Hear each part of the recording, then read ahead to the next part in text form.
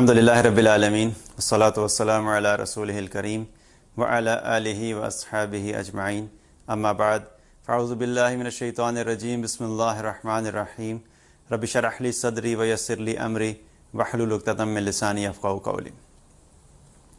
اللہ تعالیٰ نے قرآن میں فرمایا شہر رمضان الذی انزل فیہ القرآن، رمضان کا مہینہ وہ مہینہ ہے جس میں اللہ تعالیٰ نے قرآن کو نازل فرمایا۔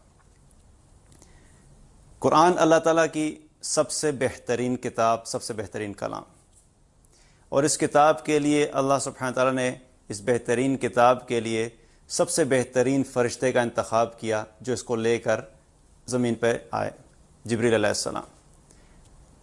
اور اس کتاب کو نازل کرنے کے لیے اللہ تعالیٰ نے سب سے بہترین مہینے کا انتخاب کیا، جو مہینوں میں سب سے بہترین مہینہ رمضان المبارک۔ اور اللہ سبحانہ تعالیٰ نے اس کتاب کو نازل کرنے کے لیے ایسی ذات کا انتخاب کیا جو تمام انسانوں میں سب سے بہترین انسان محمد رسول اللہ صلی اللہ علیہ وسلم۔ اور اللہ تعالیٰ نے اس کتاب کو نازل کرنے کے لیے سب سے بہترین زبان کا انتخاب کیا جو کہ عربی۔ اور اللہ سبحانہ تعالیٰ نے اس کتاب کو نازل کرنے کے لیے جسم کے سب سے بہترین حصے کا انتخاب کیا جو ہے قلب، دل۔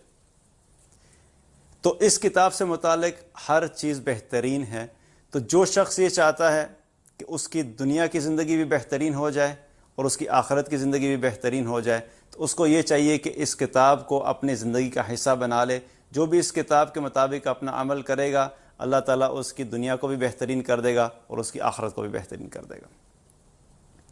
قرآن کی جو حیثیت ہماری زندگی میں ہے وہ ایسا ہی ہے کہ جیسے آکسیجن ہوتی ہے، جیسے ہم آکسیجن کے بغیر زیادہ دیر زندہ نہیں رہ سکتے، ایک مسلمان قرآن کے بغیر زیادہ دیر اس کے جو دل کی زندگی ہے، اس کی جو روح ہے، وہ زیادہ دیر زندہ نہیں رہ سکتی۔ اور قرآن کی حیثیت کیا ہے؟ اللہ سبحانہ تعالیٰ نے یہ ہمیں شفا کے طور پہ عطا فرمایا، ہماری ظاہری بیماریوں کے لیے بھی شفا ہے اس میں، اور ہماری باطنی بیماریوں کے لیے بھی شفا ہے اس میں۔ اور اللہ سبحانہ تعالیٰ نے قرآن ہمیں دل کے سکون کے لیے دیا کہ تاکہ ہمارے دلوں کو سکون بھی حاصل ہو سکے، اور اللہ سبحانہ تعالیٰ نے اس کو ہمارے لیے ہماری روح کی غذا بنایا۔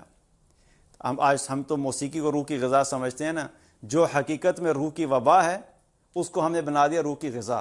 اور اللہ تعالیٰ نے جو ہماری روح کی غذا بنا کے بھیجی قرآن، اس کو ہم نے رکھ دیا اپنی الماریوں میں سائڈ پہ، کونے پہ سجا کے کہ بس اس کو وہیں پہ پڑا رہنے دو، جس کی وجہ سے، جس کے ذریعے سے اللہ تعالیٰ نے ہماری روحوں کو غذا دینی تھی، ہماری روحوں کو مضبوطی دینی تھی، ہمارے ایمان کو مضبوط کرنا تھا، ہمارے اندر کی بیماریوں کو دور کرنا تھا، اس کو ہم نے چھوڑ دیا اور موسیقی جیسی چیز کو ہم نے روح کی غذا بنا لیا۔ ابھی جو قرآن ہے اس کے متعلق اگر ہم دیکھیں تو مسلمانوں نے اس کو جو ویلیو دینی چاہیے تھی، اس کو جو امپورٹنس دینی چاہیے تھی، ہماری زندگیوں میں اس کی وہ امپورٹنس نہیں ہے۔ دنیا میں ہم کوئی بھی اگر بزنس کرتے ہیں، کوئی بھی کاروبار کرتے ہیں، تو ہمیشہ ہم اس قسم کے کاروبار کے اندر اپنا پیسہ لگانا پسند کرتے ہیں کہ جس میں نقصان کے چانسز کم ہوں۔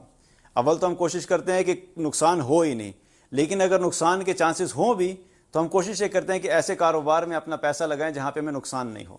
اب دنیا میں کوئی کاروبار ایسا ہے نہیں، آپ کو نقصان بھی ہو سکتا ہے اور آپ کو فائدہ بھی ہو سکتا ہے، لیکن ایک کاروبار ہے جو اللہ تعالیٰ کیا فرماتا ہے کہ آخرت کا کاروبار ہے، جو لوگ اس میں اپنا پیسہ لگائیں گے، جو کچھ کام ایسے کریں گے، تو اللہ سبحانہ تعالیٰ فرماتا ہے کہ ان کو کسی قسم کا کوئی خسارہ نہیں ہوگا، کوئی نقصان نہیں ہوگا۔ اللہ تعالیٰ نے قرآن میں فرمایا کہ جو لوگ 3 کام کریں گے، 3 کام کرنے والوں کے بارے میں اللہ تعالیٰ نے فرمایا کہ ان کو آخرت میں کسی قسم کا کوئی خسارہ نہیں ہوگا۔ پہلا کام کیا؟ ان الذین یتلون کتاب اللہ، پہلا کام کیا کرتے ہیں؟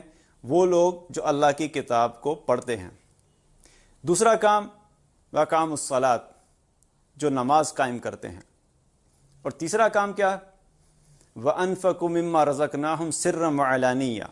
یہ 3 کام، جو لوگ بھی قرآن کی تلاوت کرتے ہیں، نماز قائم کرتے ہیں، اور اللہ کے راستے میں رزق جو اللہ نے دیا ہے اس مال میں سے اللہ کے راستے میں خرچ کرتے ہیں، چھپے ہوئے بھی خرچ کرتے ہیں، اعلانیہ طور پہ بھی خرچ کرتے ہیں، جو لوگ بھی یہ 3 کام کریں گے، اللہ سبحانہ تعالیٰ ان کے بارے میں کیا فرماتا ہے؟ یرجون تجارۃ لن تبور، جو بھی یہ کام کریں گے وہ ایک ایسی تجارت اللہ تعالیٰ سے ساتھ کر رہے ہیں، وہ ایسا کاروبار اللہ کے ساتھ کر رہے ہیں کہ جس میں کسی قسم کا کوئی خسارہ نہیں ہوگا۔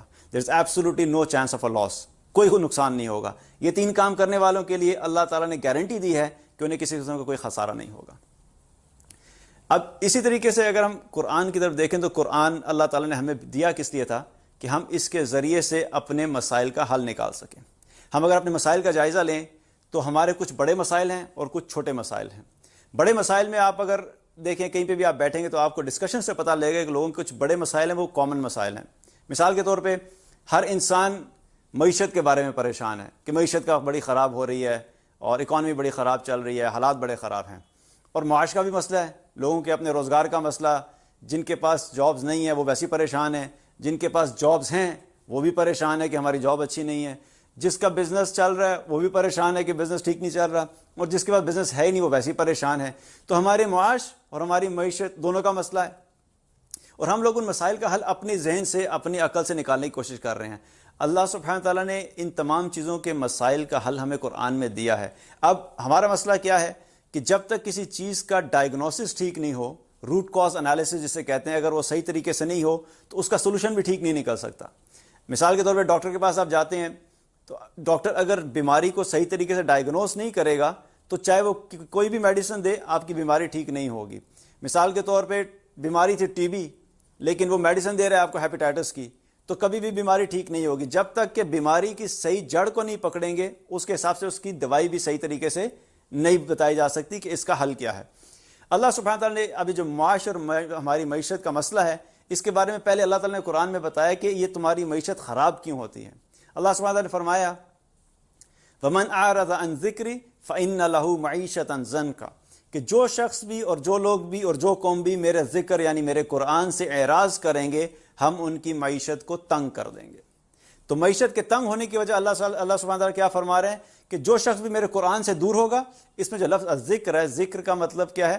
اللہ تعالیٰ نے قرآن کو قرآن میں بھی ذکر کہا ہے، اِنَّا نَحْنُ نَزَّلْنَا الذِّکْرَ وَإِنَّا لَهُ لَحَافِظُونَ، ہم ہی ہیں جس نے اس ذکر یعنی اس قرآن کو نازل کیا اور ہم ہی اس کی حفاظت کرتے ہیں۔ تو اللہ سبحانہ تعالیٰ کیا فرما رہا ہے کہ جو شخص بھی اس قرآن سے دور ہوگا، اس قرآن کو چھوڑ دے گا، اس قرآن کے مطابق اپنی زندگی کو نہیں گزارے گا، چاہے وہ ایک شخص ہو، چاہے وہ ایک خاندان ہو، چاہے وہ ایک قوم ہو، چاہے وہ ایک ملک ہو، جو بھی اس سے دور ہوں گے اللہ سبحانہ تعالیٰ فرما رہا ہے کہ ہم ان کی معیشت کو تنگ کر دیں گے۔ تو معیشت کے تنگ ہونے کی وجہ کیا ہے کہ آج ہم نے قرآن کو چھوڑ دیا، قرآن کی تعلیمات کو چھوڑ دیا، قرآن کو ہماری زندگی میں ہم نے وہ امپورٹنس نہیں دی جتنی دینی چاہیے تھی، اس کی وجہ سے آج ہماری معاش کا بھی مسئلہ ہے اور ہماری معیشت کا بھی مسئلہ ہے۔ اب مسئلہ تو ہو گیا اور اللہ سبحانہ تعالیٰ نے اس مسئلے سے نکلنے کا حل بھی ہمیں قرآن میں بتایا کہ اب اگر تمہارا یہ مسئلہ حل ہو گیا اور تم چاہتے ہو کہ اللہ تعالیٰ تمہارے اوپر برکتوں کے دروازے کھول دے، تمہارے اوپر رحمتیں دے، تمہارے رزق میں اضافہ کرے، تمہارے اس معیشت کو مزید سٹرونگ کرے، تو اللہ سبحانہ تعالیٰ نے فرمایا کہ تم ایک کام کرو میں تمہارے مسئلے حل کر دوں گا۔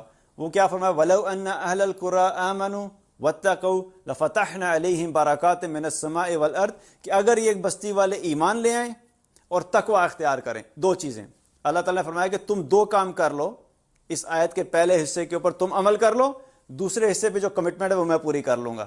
پہلا کا حصہ کیا ہے؟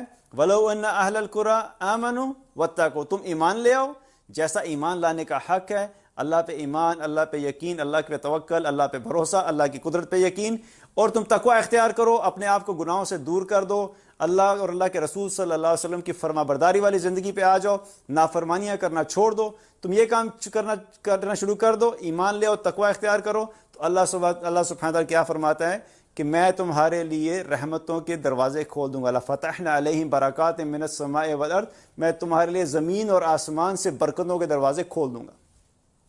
تو جب اللہ تعالیٰ برکتوں کے دروازے کھول دے گا تو پھر تو ہمارے سارے مسئلے حل ہو گئے۔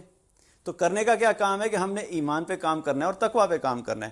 اسی طریقے سے ہمارا مسئلہ یہ تو معاش کا ہو گیا، اسی طریقے سے اور بہت سارے مسائل ہیں ہمارے، کہیں پہ بیماری کا مسئلہ ہے، کہیں پہ فیملی کے پرابلمز ہیں، کہیں پہ آپس میں امن و امان کی سچویشن نہیں ہے، کہیں پہ جان مال کا تحفظ نہیں ہے، یہ بھی بہت سارے مسائل ہیں۔ تو اللہ سبحانہ تعالیٰ نے ان تمام مسائل کے لیے اس کا بھی حل ہمیں قرآن میں بتایا۔ اللہ تعالیٰ نے کیا فرمایا؟ وَمَن يَتَّقِ اللَّهَ يَجْعَلْ لَهُ مَخْرَجًا، جو شخص بھی تقوی اختیار کرے گا میں اس کے لیے ہر مشکل سے نکلنے کا راستہ بنا دوں گا۔ ہم ان مسائل سے نپٹنے کے لیے ہم نے اپنی عقل سے بھی کام لے لیا، اپنی اسٹریٹجیز بھی بنا لی، اپنے پلانز بھی بنا لیے، وہ جب سارے فیل ہو گئے تو اللہ تعالیٰ کہتے تم نے جو سب کچھ پلان کیا تھا، تم نے اپنی طاقت بھی آزما کے دیکھ لی، تم نے اپنی عقل بھی آزما کے دیکھ لی، تم نے اپنے عقل کے گھوڑے دوڑا لیے اور تم نے لوگوں کی مدد بھی لے کے دیکھ لی، پھر بھی تمہارے مسائل حل نہیں ہوئے۔ اب جب تم نے اپنے سارے سولوشنز اپلائی کر کے دیکھ لیے ہیں، تمہارے مسائل حل نہیں ہوئے، ایک سولوشن میں تمہیں دے رہا ہوں، اس کو کر کے دیکھ لو تو تمہارا مسئلہ حل ہو جائے گا۔ وہ کیا ہے؟ تم تقوی اختیار کرو، وَمَن يَتَّقِ اللَّهَ يَجْعَلْ لَهُ مَخْرَجًا۔ اللہ تعالیٰ کہتا ہے کہ میں اس چیز کی گارنٹی دیتا ہوں کہ میں تمہارے تمام مشکلات، تمہارے مسائل میں سے نکلنے کا راستہ میں بنا کے دوں گا۔ اور صرف یہی نہیں کروں گا، وَيَرْزُقُ مِنْ حَيْثُ لَا يَحْتَسِبُ، اور تمہیں رزق بھی ایسی جگہ سے دوں گا جہاں سے تمہارا وہم و گمان بھی نہیں ہے۔ تم سوچ رہے تھے تمہاری جاب تمہیں رزق دے گی، ہو سکتا ہے میں نے رزق تمہارا بزنس میں رکھا ہو۔ تم نے سمجھا تمہارا بزنس کا لاس ہو گیا، ہو سکتا ہے میں نے اس سے بہتر بزنس تمہارے لیے پلان کیا ہو۔ تم اپنے عقل کے حساب سے سوچتے ہو، لیکن اللہ سبحانہ وتعالیٰ فرماتا ہے کہ میں تمہیں رزق دوں گا۔ رزق دینا میری ذمہ داری ہے کہ میں نے تمہیں رزق دینا ہے۔ کہاں سے دینا ہے یہ بھی میری ذمہ داری ہے، تمہیں اس چیز کی فکر کرنے کی ضرورت نہیں ہے۔ تم اس چیز کی فکر کرو جو میں تمہیں کرنے کے لیے کہہ رہا ہوں، کہ تم تقوی پہ فوکس کرو، تم اپنی زندگی کو بہتر کرو، تم اللہ کی نافرمانی چھوڑ دو، تو تمہارے رزق کو بھی میں تمہیں ایسی جگہ سے دوں گا کہ تم سوچ بھی نہیں سکتے۔ تو یہ دونوں چیزیں کیا ہیں؟ یہ ظاہری مسائل کا حل ہے۔ مال ہمیں چاہیے، گھر ہمیں چاہیے، گاڑی چاہیے، ہمارے جو باقی مسائل یہ ہمارے ظاہری مسائل ہیں۔ اب بہت سارے ایسے لوگ ہیں جن کے پاس یہ سب چیزیں موجود ہوتی ہیں، لیکن اس کے باوجود ان کی زندگی میں سکون نہیں ہوتا۔ اور سکون، اطمینان، راحت، چین، یہ سب اندر کی کیفیت ہے۔ اب باہر کے مسائل کا تو حل بتا دیا اللہ تعالیٰ نے، اب یہ سب کچھ مل جانے کے باوجود بھی اگر اندر بے چینی ہے تو اس کا بھی حل اللہ تعالیٰ نے قرآن میں بتا دیا۔ اللہ سبحانہ تعالیٰ نے کیا فرمایا؟ الا بذکر اللہ تطمئن القلوب۔ اللہ تعالیٰ نے کیا فرمایا کہ جو تمہارا دل بے چین ہے نا، یہ تمہارے دل کے اندر جو وحشت ہے، تمہارے دل کے اندر بے سکونی ہے، تم سمجھتے تھے کہ مال آئے گا تو سکون آ جائے گا، تم سمجھتے تھے کہ گاڑی میری بہتر ہو جائے گی تو سکون آ جائے گا، تم یہ سمجھتے تھے کہ میری جاب اس سے بہتر ہو جائے گی تو میرے سکون آ جائے گا، میرا بزنس ایکسپینڈ کر جائے گا تو مجھے سکون آ جائے گا۔ اللہ سبحانہ تعالیٰ نے سکون ان میں سے کسی چیز میں بھی نہیں رکھا۔ اللہ تعالیٰ کیا فرماتے ہیں کہ الا بذکر اللہ تطمئن القلوب، کہ میں نے دلوں کا اطمینان اور دلوں کا سکون اپنے ذکر میں رکھا ہے۔ ذکر سے مراد اگین یہ بات نہیں ہے کہ صرف تسبیحات پڑھ لیں تو سمجھ لیا کہ آپ جی ذکر کر رہے ہیں، میں نے تو 1000 دفعہ تسبیح پڑھی تھی استغفار کی پھر بھی مسئلہ حل نہیں ہوا، یا 100 دفعہ میں نے سبحان اللہ پڑھا تھا۔ تسبیحات ذکر کا ایک حصہ ہے، لیکن ذکر کا جو لفظ ہے یہ بڑا وسیع ہے، اس پہ انشاءاللہ کبھی صرف ذکر کے لفظ کے اوپر بھی بات کریں گے، اللہ تعالیٰ نے توفیق دی تو۔ لیکن ذکر کا مطلب کیا ہے کہ اللہ کو یاد رکھنا۔ اللہ کو ہم نے یاد رکھنا، جب صبح اٹھیں تو اس وقت اللہ ہمیں یاد ہو۔ پہلا کام کیا؟ نماز کے لیے جب جاتے ہیں تو اللہ کو یاد کرتے ہیں، پھر جب دن کو اپنے کام پہ جاتے ہیں تو لوگوں سے ڈیل کرتے ہوئے صحیح طریقے سے ڈیل کرنا ہے، اس میں بھی اللہ یاد ہو۔ پھر اب جب آپ لوگوں سے معاملات کرتے ہیں اس وقت بھی اللہ یاد ہو۔ پھر جب ہم نماز پڑھ کے فارغ ہوتے ہیں تو تسبیحات کرتے ہیں اس وقت بھی اللہ یاد ہو۔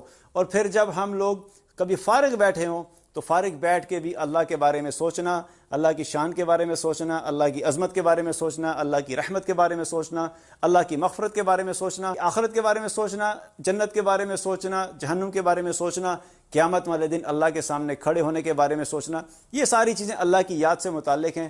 تو یہ سب چیزیں جو شخص بھی یہ کرے گا، اللہ سبحانہ تعالیٰ کیا فرماتے ہیں کہ میں اس کے دل کو اطمینان دے دوں گا۔ تو اطمینان اللہ کی یاد میں ہے۔ تو قرآن کے اندر اللہ تعالیٰ نے ہمارے مسائل کا حل رکھا ہے۔ صحابہ کرام رضوان اللہ علیہم اجمعین نے اس کو بہت اچھی طرح سے سمجھا تھا، وہ اس چیز کے اوپر ان کا یقین اتنا پکا تھا، اسی لیے انہوں نے اپنی زندگی میں قرآن کو بہت مضبوطی سے پکڑا تھا۔ حضرت عثمان رضی اللہ تعالیٰ عنہ فرمایا کرتے تھے کہ میں اپنی زندگی میں سوچ بھی نہیں سکتا کہ ایک دن بھی ایسا گزرے کہ میں قرآن نہ کھولوں۔ اور ان کا کیا تھا؟ اکثر کیا کیا کرتے تھے کہ ایک رکعت میں پورا قرآن پڑھا کرتے تھے، ایک رکعت میں پورا قرآن۔ یہ وہی شخص کر سکتا ہے کہ جس کے دل میں واقعی قرآن کی عظمت اور محبت اتنی زیادہ ہو کہ وہ ایک رکعت میں قرآن پڑھ سکے۔ ہمارے ہاں تو کیا ہوتا ہے، جب تراویح پہ کھڑے ہوتے ہیں تو وہ 40 منٹ سے اوپر ہوتا ہے تو امام صاحب کے جو ہے نا وہ بارے میں سوچنا شروع کرتے ہیں، یار عجیب قسم کے امام ہے، جلدی ختم نہیں کرتے، خیال نہیں کرتے کہ پیچھے کو بزرگ بھی کھڑے ہوں گے، خود جوان ہوں گے لیکن اس وقت خیال آتا ہے ان بزرگوں کا جو ساتھ کھڑے ہوئے ہیں، کیونکہ خود نہیں کھڑے ہوئے چاہ رہا تو دوسرے بزرگوں کا خیال اس وقت ہمیں آنا شروع ہو جاتا ہے۔ تو کیونکہ دل میں قرآن کی عظمت نہیں ہے تو وہ زیادہ دیر، جب تھوڑا سا وقت زیادہ ہوتا ہے تو ہم سے کھڑا بھی نہیں ہوا جاتا۔ تو اسی طریقے سے حضرت عمر رضی اللہ عنہ فرمایا کرتے تھے جب بھی وہ گھر آتے تھے، گھر میں آتے ہی سب سے پہلا کام کیا کرتے تھے، وہ قرآن کھولا کرتے تھے، کیونکہ قرآن سے ان لوگوں کو ایک محبت تھی۔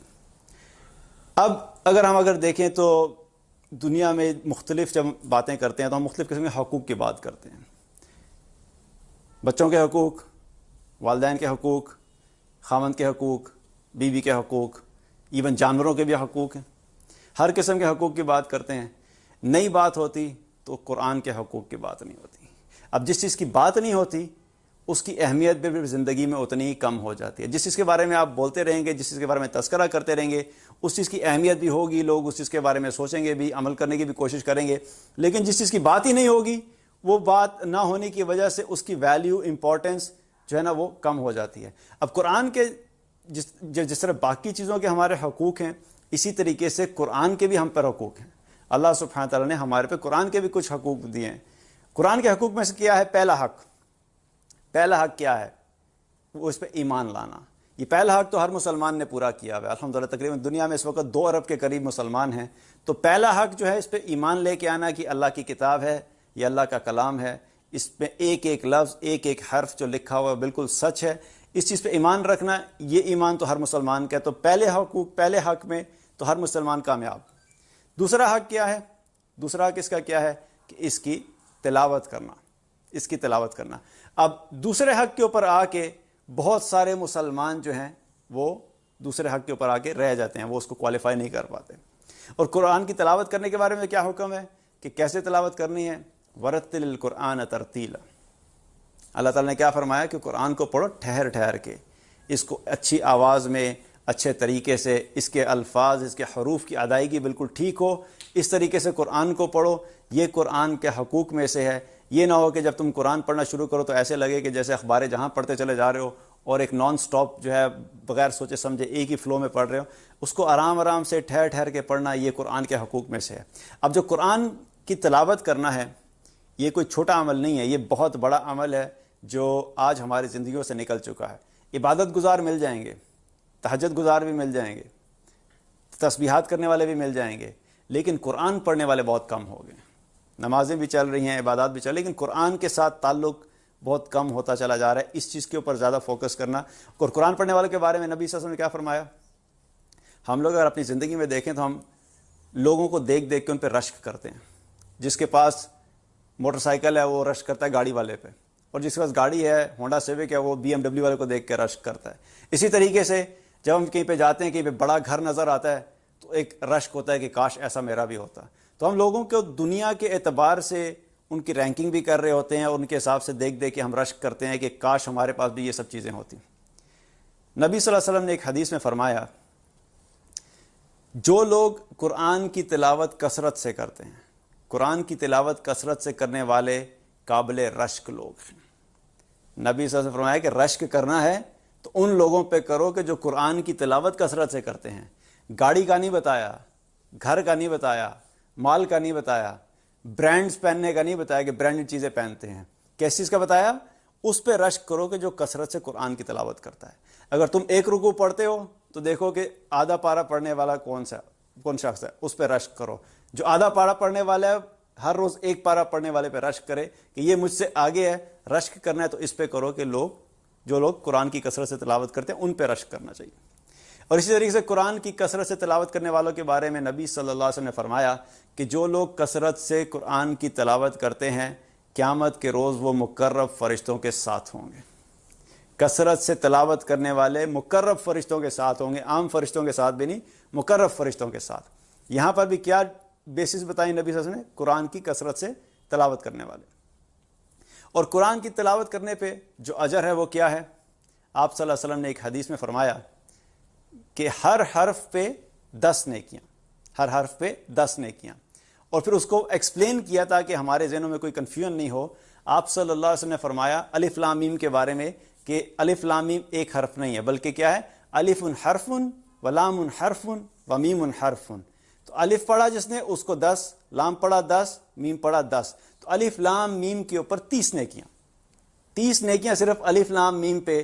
تو جو شخص ایک رکوع پڑھے گا اور جو شخص ہر روز ایک پارہ پڑھے گا کم سے کم, تو اس کو کتنی نیکیاں ملیں گی؟ آپ سوچئے کہ یہ نیکیوں کا وہ ذخیرہ ہے کہ جب ہم یہاں پہ اکٹھا کر رہے ہیں, یہ قیامت کے دن ہمیں احساس ہوگا کہ ہم ایک ایک حرف جو قرآن کا پڑھ رہے ہیں اور پڑھتے ہیں اس کا کیا اجر ہے. جس وقت قیامت کے دن ہمیں نیکیوں کی ضرورت ہوگی, یہ وہ نیکیاں جو ہمارے سامنے جب لائی جائیں گی تو اس وقت بھی ہم حسرت کریں گے کاش ہم نے اس سے بھی زیادہ پڑھا ہوتا. آج ہم اپنے وقت کی امپورٹنس اس کو نہیں سمجھتے اور ہم قرآن کے ساتھ جتنا وقت گزارنا چاہیے وہ نہیں گزارتے. اسی طریقے سے آپ صلی اللہ علیہ وسلم نے ایک حدیث میں فرمایا کہ قرآن والوں کے بارے میں آپ صلی اللہ علیہ وسلم نے فرمایا کہ جو لوگ چاہتے ہیں، جو لوگ اللہ اور اس کے رسول سے محبت کرتے ہیں، ان کو چاہیے کہ کثرت سے قرآن کی تلاوت کیا کریں۔ اللہ اور اس کے رسول سے محبت کرنی ہے تو کثرت سے قرآن کی تلاوت کرو۔ تو آپ صلی اللہ علیہ وسلم نے ہمیں کیا پیغام دیا کہ اعمال سے محبت ملتی ہے۔ اگر اللہ اور اللہ کے رسول صلی اللہ علیہ وسلم سے محبت چاہیے، صرف زبان سے کہہ دینا، زبان سے کہنا بھی ضروری ہے، لیکن اس کے ساتھ ساتھ وہ اعمال بھی بتائے کہ وہ اعمال اختیار کرو جس کی وجہ سے تمہیں اللہ اور اللہ کے رسول صلی اللہ علیہ وسلم کی محبت ملے گی۔ اگر صرف زبان سے بولتے رہو لیکن وہ عمل نہ کریں جو کرنے کے لیے کہا جائے، تو پھر ہم اس محبت کو حاصل نہیں کر سکتے، اپنے آپ کو تو دھوکہ دے سکتے ہیں، لیکن واقعی محبت چاہیے تو اللہ اور اللہ کے رسول صلی اللہ علیہ وسلم نے جس طریقے سے بتایا ہے کہ یہ چیزیں کرو گے تو ملے گی محبت، انہی میں سے ایک چیز کیا فرمائی کہ قرآن کی کثرت سے تلاوت کرو اللہ اور اس کے رسول سے اگر تم محبت کرتے ہو۔ تو اسی طریقے سے جو قرآن پڑھنے والے ہیں، آخرت میں جب جنت میں لوگ چلے جائیں گے تو ان میں درجات ڈیسائیڈ ہوں گے، بھئی کس کا کیا درجہ ہے، کون کس درجے پہ، کیونکہ جنت کے مختلف درجات ہیں، جنت کا کوئی ایک لیول تو نہیں ہے۔ اب اس وقت لیول ڈیسائیڈ ہو رہے ہوں گے تو اللہ تعالیٰ قرآن پڑھنے والوں کو، قاری جو ہیں قرآن کے قاری ہیں، ان کو بلایا جائے گا اور اللہ تعالیٰ ان سے فرمائیں گے کہ پڑھتے جاؤ اور اپنے درجات کے مطابق چڑھتے جاؤ، اور تمہارا درجہ وہ ہے جہاں پر تم قرآن پڑھنا رک جاؤ گے۔ اب اس کا مطلب کیا ہے کہ جس نے 10 آیات یاد کی ہوئی ہیں وہ 10 آیات پڑھنے کے بعد رک جائے گا، اس کا درجہ وہی ہے۔ جس نے 100 آیات یاد کی ہوئی ہیں اس کا درجہ 100 آیات پہ، اور سبحان اللہ جس نے پورا قرآن حفظ کیا ہوا ہے اس کے درجے کے کیا کہنے کہ سب سے اعلیٰ درجے تک وہ پہنچ جائیں گے جو پورا قرآن حفظ کیا ہوا ہوگا۔ تو یہ بھی ایک فضیلت ہے جو وہ کن لوگوں کے لیے جو قرآن پڑھنے والے ہیں۔ اب یہ تو ہے اس کی تلاوت کرنا، اور تیسرا حق اس کا کیا ہے کہ اس قرآن کو سمجھ کر پڑھنا، سمجھ کر پڑھنا۔ اب تلاوت والے بھی، اب اگر آپ دیکھیں تو 2 ارب مسلمانوں میں سے پہلے پہ سب ہیں، 2 ارب کے 2 ارب پہلا حق پورا کر رہے ہیں۔ جب دوسرے حق کی باری آئی تو 2 ارب میں سے بہت تھوڑے سے رہ گئے جو ایمان بھی رکھتے ہیں اور تلاوت بھی کرتے ہیں۔ اچھا، تیسرے حق کی بات آئی کہ اس کو سمجھ کر پڑھنا، تو وہ اور بھی تھوڑے ہو گئے، تھوڑے تلاوت کرنے والے پھر بھی مل جائیں گے، سمجھ کر پڑھنے والے اور تھوڑے ہو گئے۔ تو آپ صلی اللہ علیہ وسلم نے اس کے اوپر بھی بہت زیادہ ایمفسائز کیا کہ قرآن کو سمجھ کر پڑھنا چاہیے، اور نبی صلی اللہ علیہ وسلم نے بہت سارے طریقوں سے صحابہ کے سامنے اس کی عظمت اور اس کی امپورٹنس کو بیان فرمایا۔ میں آپ کو اگزامپل دیتا ہوں۔ میں اگر آپ سے یہ کہوں کہ یہاں پر ہونڈا سیوک کا ایک شو روم ہے، آپ جائیں اور وہاں پر جا کے اس شو روم سے 2 برانڈ نیو ہونڈا سیوک لے کے آ جائیں، جو بھی اونر ہے اس شو روم کا اس کے پاس جائیں اور اس سے کہیں اور وہ آپ کو brand new 0 meter 2018 model Honda Civic آپ کو دے دے اور 2 لے کے آ جائیں۔ اگر یہ 2 ہونڈا سیوک آپ کو فری میں مل جائیں تو آپ کو کیسا لگے گا؟ تو سارے خوش ہوں گے آپ لوگ کہ بالکل مل جائیں۔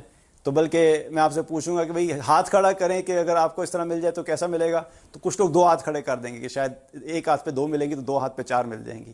تو کیا ہے، ہر انسان یہ چاہتا ہے کہ Honda civic 2 Honda civic free میں مل جانا کوئی چھوٹی بات تو نہیں ہے۔ اسی طریقے سے نبی صلی اللہ علیہ وسلم ایک مرتبہ صحابہ کے درمیان بیٹھے ہوئے تھے، تو آپ صلی اللہ علیہ وسلم نے صحابہ سے فرمایا کہ تمہارا کیا خیال ہے، مدینہ منورہ کے 2 بازاروں کا ذکر کیا، بطحان اور عقیق۔ تو آپ صلی اللہ علیہ وسلم نے فرمایا کہ تمہارا کیا خیال ہے کہ ان 2 بازاروں میں جاؤ اور وہاں سے جا کر اعلیٰ نسل کی 2 اونٹنیاں بغیر کسی معاوضے کے تم لے کر آ جاؤ۔ تو صحابہ نے عرض کیا یا رسول اللہ صلی اللہ علیہ وسلم، یہ چیز تو ہم میں سے ہر کوئی پسند کرتا ہے، 2 اونٹنیاں اعلیٰ نسل کی مفت مل رہی ہیں تو کوئی بھی انکار نہیں کرتا۔ تو صحابہ نے کہا یا رسول اللہ ہم سب اس پہ پسند کرتے ہیں کہ ہمیں مل جائے۔ تو آپ صلی اللہ علیہ وسلم نے فرمایا اچھا جاؤ مسجد میں جا کر 2 آیات قرآن کی یا سیکھ لو یا سکھا لو، یہ 2 آیات ان 2 اونٹنیوں سے بہتر ہے۔ جو شخص 2 آیات سیکھ لے یا سکھا لے ان 2 اونٹنیوں سے بہتر ہیں۔ آپ سوچئے ویلیو اللہ سبحانہ تعالیٰ کے قرآن کی ایک آیت کی ویلیو جس کو آج ہم نہیں سمجھ رہے۔ نبی صلی اللہ علیہ وسلم فرما رہے ہیں کہ تم جن چیزوں کو ویلیو سمجھتے ہو، تم جن چیزوں کو اہم سمجھتے ہو، اللہ کی آیات اس سے بہت اہم ہے، تم اگر قرآن کی آیات کو سیکھ لو گے تو اس سے بہتر ہے۔ اسی طریقے سے آپ صلی اللہ علیہ وسلم نے ایک حدیث میں فرمایا کہ سیکھنے اور سکھانے کے اعتبار سے ہمارے چونکہ لوگوں کے لیولز ہم ڈیفائن کرتے ہیں کہ سب سے بہترین انسان کون ہے، اگر کہا جائے نا بھائی سب سے بہترین انسان کون ہے تو پہلا خیال ہمارے ذہن میں کیا آتا ہے؟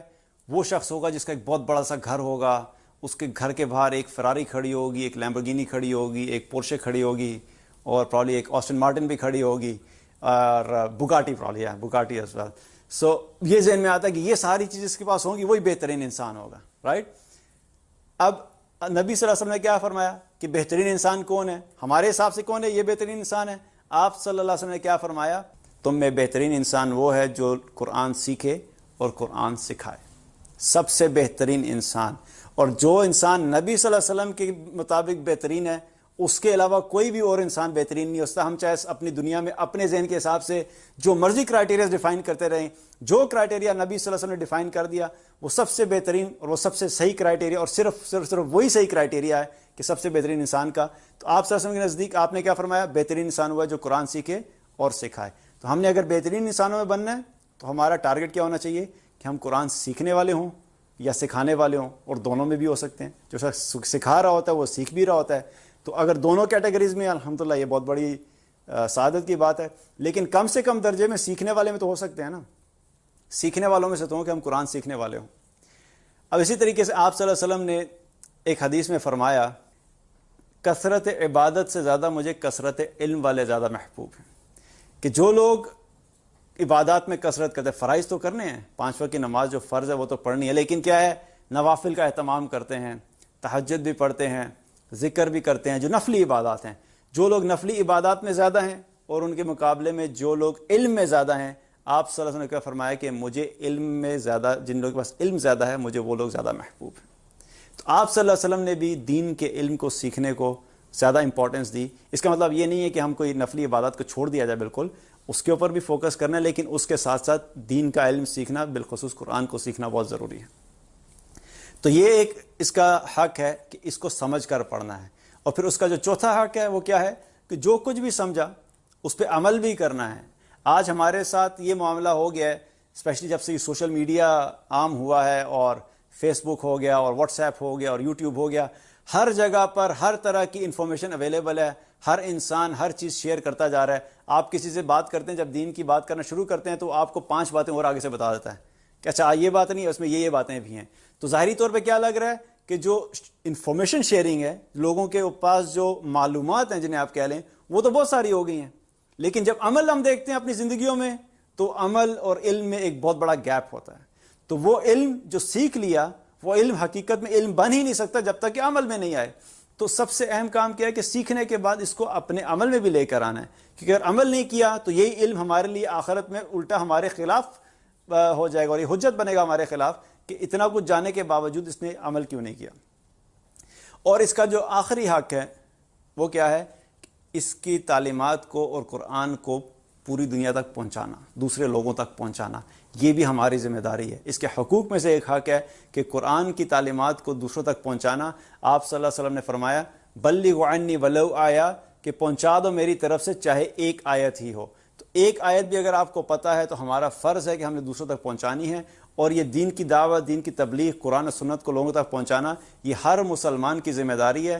آخرت کی کامیابی کے کرائٹیریاز میں سے بھی ایک کرائٹیریا وہ جو سورہ عصر میں اللہ تعالیٰ نے فرمایا کہ 4 چیزوں میں سے ایک چیز فرمائی، وَتَوَاصَوْا بِالْحَقِّ، حق بات کی تلقین کرنا۔ اگر تم کامیاب ہونا چاہتے ہو تو لوگوں کو حق بات کی تلقین کرو، اور اگر ہم یہ کام نہیں کریں گے، دین کی دعوت کا کام نہیں کریں گے، لوگوں تک قرآن کا پیغام نہیں پہنچائیں گے، تو اللہ سبحانہ وتعالیٰ نے قرآن میں کیا فرمایا، وَإِن تَتَوَلَّوْا يَسْتَبْدِلْ قَوْمًا غَيْرَكُمْ ثُمَّ لَا يَكُونُوا أَمْثَالَكُمْ۔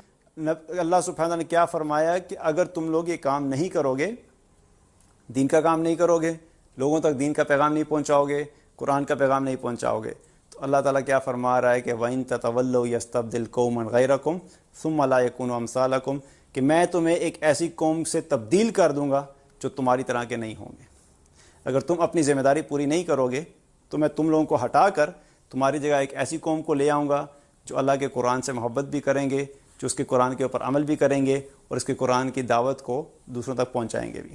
تو یہ بھی ہماری ذمہ داری ہے کہ ہم نے قرآن کی دعوت کو لوگوں تک پہنچانا ہے۔ اب کرنے کا کیا کام ہے؟ رمضان المبارک کا مہینہ خاص قرآن کا مہینہ ہے۔